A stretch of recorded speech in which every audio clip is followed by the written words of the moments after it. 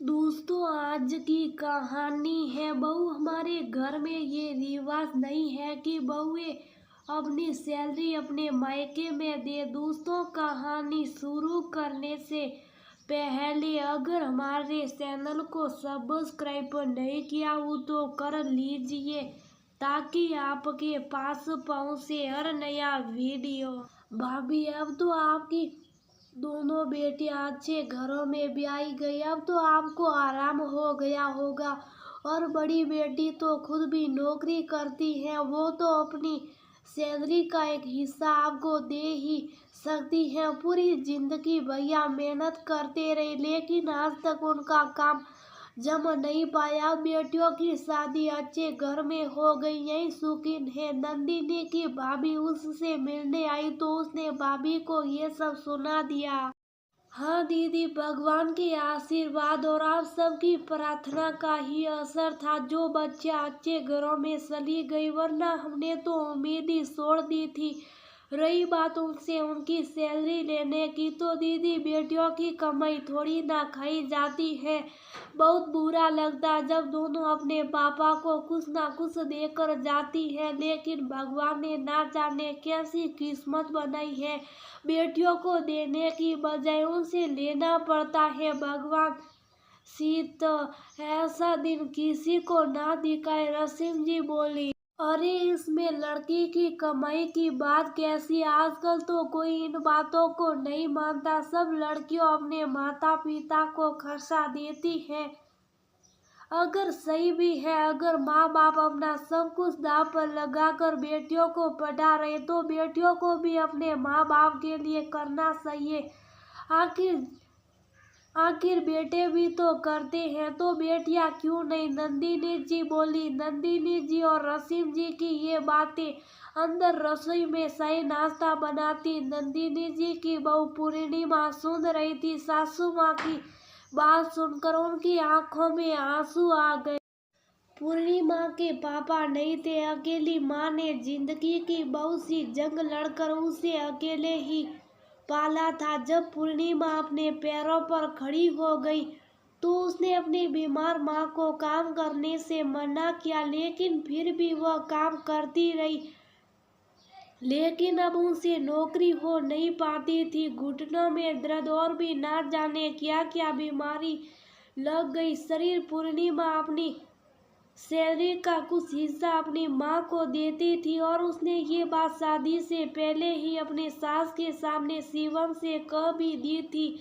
उस समय तो वही बड़ी बड़ी बातें बेटी को अपने माँ बाप के लिए करना चाहिए, लेकिन शादी के बाद सासू माँ के सुरक्षित बदल गए। हमारे घर में ये रिवाज नहीं है कि बहुएं अपनी सैलरी अपने मायके में दे। समधन जी को शर्म नहीं आती कि वो लड़की की कमाई खा रही है। नंदिनी जी की बात सुनकर पूर्णिमा को बहुत दुख हुआ था। उसे आश्चर्य हुआ, ये वही सासू माँ है जिन्होंने शादी से पहले वो बड़े बड़े वादे किए थे। पूर्णिमा तो अपनी माँ को अपने साथ ही रखना चाहती थी, लेकिन नंदिनी जी ने शुरू में तो बहाने बना दिए और अब तो सैलरी देने पर ही कलेश करती है। रहेगी तो क्या वह? जब भी पूर्णिमा की सैलरी आती नंदिनी जी घर में हंगामा कर देती। शिवम उन्हें बहुत समझाता, लेकिन वह तो सुनने के लिए ही तैयार न होती। पूर्णिमा चाय नाश्ता लेकर हॉल में पहुंची। उसने रसीम जी को नमस्ते करके उनके पैर से रसीम जी उससे बोली, अब तुम्हारी मम्मी की तबीयत कैसी है? वो अकेली कैसी रहते होगी? तुम उन्हें अपने पास ही बुला लो। मेरी ननद रानी यानी तुम्हारी सास इस बात के लिए मना नहीं करेगी। वह बहुत खुले विचारों वाली है। मुझे भी हमेशा ये समझाती है कि बेटी के पास चली जाओ। अपनी तारीफ सुनकर नंदिनी जी बहुत खुश हो रही थी। पूर्णिमा ने एक निगाह नंदी जी की तरफ डाली और ठंडी सांस छोड़ते हुए बोली, मामी जी आप सही कह रही हैं। मम्मी जी बहुत खुले विचारों की है, लेकिन उनके ये विचार केवल घर की बेटियों तक सीमित है। उनके घर की बहुओं के लिए ये नियम नहीं बने। बल्कि बहू और उसके घर वालों के लिए तो ऐसा करना पाप है। मामी जी, एक बात समझ नहीं आती, जो बात बेटियों के लिए सही है बहुओं के लिए उन्हीं बातों के मायने बदल जाते हैं। क्या सारे हक बेटियों के होते, बहुओं का कोई हक नहीं होता? आखिर अपनों से हमारी ये कैसी जंग है जो हर कदम हमें लड़नी पड़ती है। आज नंदिनी के दिल का गुबार फूट ही गया था। वो नंदिनी जी का ये दोहरा चेहरा बर्दाश्त नहीं कर पा रही थी। इस उलझन को जितना सुलझाने की कोशिश करती उतना ही इसमें उलझ जाती। पूर्णिमा की बात सुनकर रसीम जी ने अपनी ननद की तरफ देखा। दीदी, ये सब क्या? आपके विचारों में इतना फर्क क्यों? नंदिनी जी बोली, बहू मुझे माफ कर दो, मैं गलत थी, तुम्हारी बात को समझ नहीं पाई।